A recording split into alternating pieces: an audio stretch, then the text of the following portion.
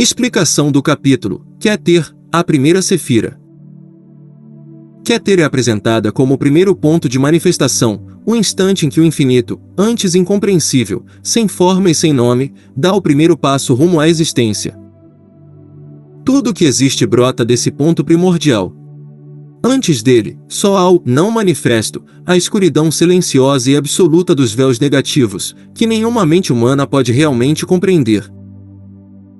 O texto descreve Keter como a coroa, e isso já é simbólico. Uma coroa fica acima da cabeça, indicando que Keter está acima da criação, sem estar realmente dentro dela. É a fonte, mas não é parte do mundo da forma. Por isso a experiência espiritual associada a essa Sefira é a união com Deus, a dissolução total das fronteiras entre o buscador e o absoluto. Experienciar Keter é encontrar uma luz branca infinita, tão pura e intensa que destrói todo pensamento e toda imagem. É o ser puro antes da dualidade, antes do bem e do mal, antes de masculino e feminino. Em Keter, não há opostos, a divisão só aparece quando Chokmah, o impulso ativo, e Bina, a estrutura receptiva, emergem da coroa. O autor insiste que Keter não é uma pessoa, mas um estado de existência sem forma e sem atividade, tão sutil que parece, para nós, mais próximo da não existência do que do ser.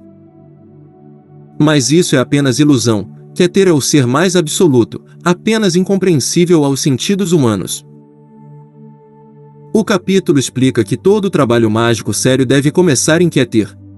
A razão é simples. Qualquer operação realizada apenas nos planos inferiores, mente, emoção, energia ou matéria, provoca desequilíbrio, desgaste e reação adversa. Mas quando o mago invoca Eu Sou, o nome de Deus de Keter, ele está trazendo força diretamente do não manifesto, energia pura, que não cobra preço kármico, porque não está tomada de nenhum lugar.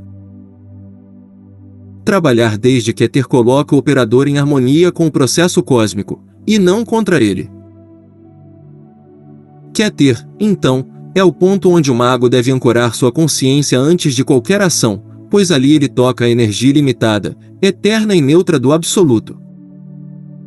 Quando essa luz toca a mente, surge uma sensação de imortalidade e uma profunda compreensão da insignificância das formas e dos resultados materiais.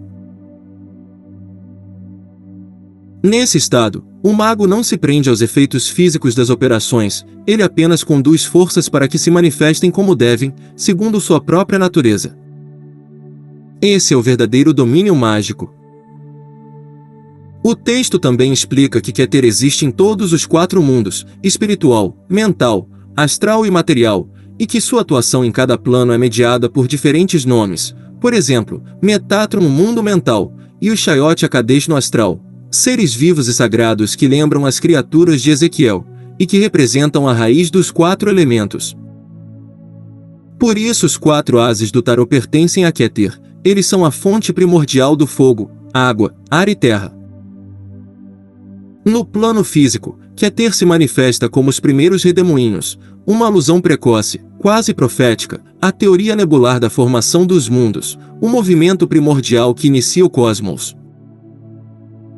O autor reforça a equivalência entre Keter e o Sahasrara Chakra, o lótus de 1000 pétalas, indicando que a centelha divina do ser humano está também acima da cabeça, jamais totalmente impressa na matéria.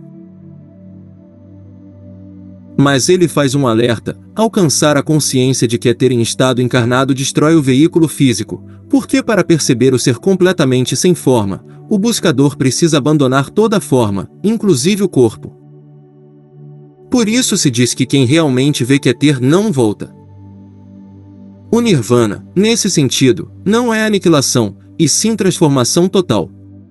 A alma se torna como uma chama que penetra toda a criação, influenciando-a de dentro, sem personalidade, sem forma, apenas como um centro de radiação divina. Finalmente, o capítulo conclui que a virtude de Keter é a conquista, a realização completa da grande obra. Nada menos que a união total com o divino.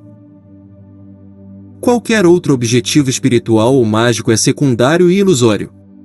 Mas essa realização só pode ocorrer quando o indivíduo já aprendeu tudo que a vida na forma tinha a ensinar. Se alguém tenta fugir cedo demais da experiência material, pela via do misticismo desequilibrado, cai no Keter invertido, o Keter das Qlīfot, o caos primordial. Portanto, o caminho legítimo para Keter exige maturidade, disciplina e a capacidade de permanecer no mundo sem ser escravo dele.